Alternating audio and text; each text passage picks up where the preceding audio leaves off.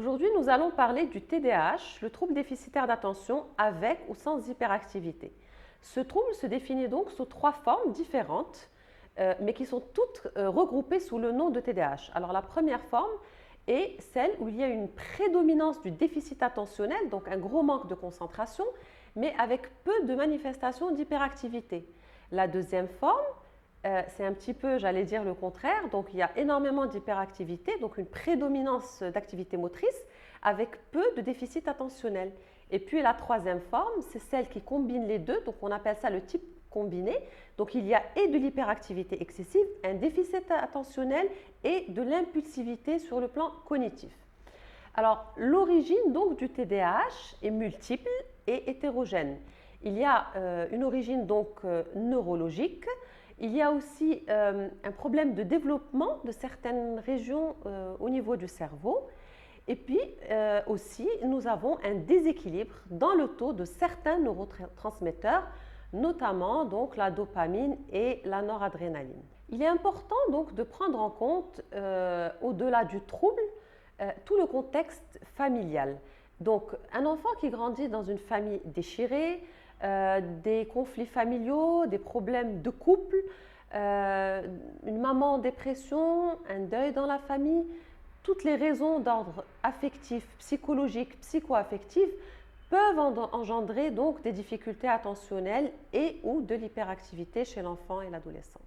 Il est vraiment important de ne pas confondre le TDAH donc avec un enfant qui serait distrait, un enfant qui aurait des problèmes de concentration parce qu'il manquerait de motivation, un enfant en état d'anxiété, de dépression, et ou un enfant qui passerait beaucoup trop de temps devant le petit écran. Tous ces enfants-là sont des enfants effectivement qui peuvent présenter des déficits attentionnels, mais qu'on ne qualifie pas donc d'enfants authentiquement hyperactifs. Quels sont les symptômes du TDAH? Alors, je vais vous donner donc quelques symptômes pour reconnaître ce trouble, mais cette liste n'est pas exhaustive. Donc, alors, un enfant TDAH est un enfant qui très souvent a et fait des fautes d'étourderie. C'est un enfant un petit peu tête en l'air. C'est un enfant qui a souvent du mal à soutenir son attention, il décroche très facilement. Il semble aussi ne pas écouter, c'est-à-dire que c'est un enfant, on va l'appeler plusieurs fois de suite et il va mettre vraiment beaucoup de temps à nous répondre. Très souvent en classe, et voilà, quand il travaille, il a beaucoup de mal à suivre les consignes jusqu'à la fin. Il parvient difficilement aussi à soutenir son attention sur du long terme ou dans des exercices qui demandent vraiment beaucoup de concentration. Et c'est un enfant qui oublie vraiment beaucoup. Et puis, très souvent, quand il y a la prédominance d'hyperactivité, c'est un enfant qui va beaucoup bouger. Et surtout, c'est un enfant qui va bouger dans tous les milieux, c'est-à-dire qu'il va bouger non seulement à la maison, mais aussi en classe, à l'extérieur, dans les salles de jeu. Le diagnostic du trouble déficitaire d'attention se fait à partir d'un bilan détaillé établi par un psychologue, un neuropsychologue et ou un pédopsychiatre. Il est important de ne pas psychiatriser ce trouble et de ne pas poser des diagnostics qui n'ont pas été faits par des professionnels de la santé mentale. Alors, quelques conseils pour les enseignants, des conseils applicables, j'allais dire, pour la classe. Il est important déjà de choisir un emplacement dans la classe où on va limiter les distracteurs. Essayez tant que possible de mettre l'enfant dans la première rangée, loin de la fenêtre et pas à côté de la porte. Pareil, à la maison, quand c'est possible, c'est important que l'enfant puisse travailler sur un bureau où il n'y a pas de cahier, pas de livre, pas de coloriage, éviter qu'il y ait des tableaux, des couleurs, la télévision allumée, la radio, tout ce qui peut distraire l'enfant et l'amener à se déconcentrer.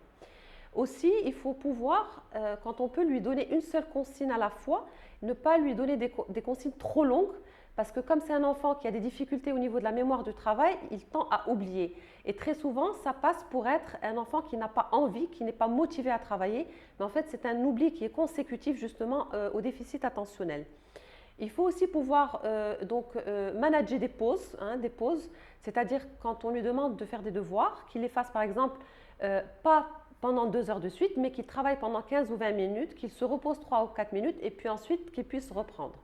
Alors pour ceux qui sont très hyperactifs et quand c'est possible, permettre à ces enfants et adolescents de bouger en classe, bien sûr dans les limites et les règles. Alors bouger en classe, c'est-à-dire lui donner des choses à faire, effacer le tableau, aller chercher la feuille de présence, distribuer les exercices, toutes ces choses qui lui permettent de bouger dans un cadre, j'allais dire, de respect de la classe. Et pour finir, vraiment encourager cet enfant, le renforcer par des renforçateurs positifs, lui dire des mots gentils, l'encourager, l'aider à aller de l'avant. Pour conclure, le trouble déficitaire de l'attention est le fruit de la rencontre entre la part personnelle de l'enfant, donc son équipement neurobiologique, chimique, génétique, psychologique et cognitif, mais aussi son histoire relationnelle. Merci.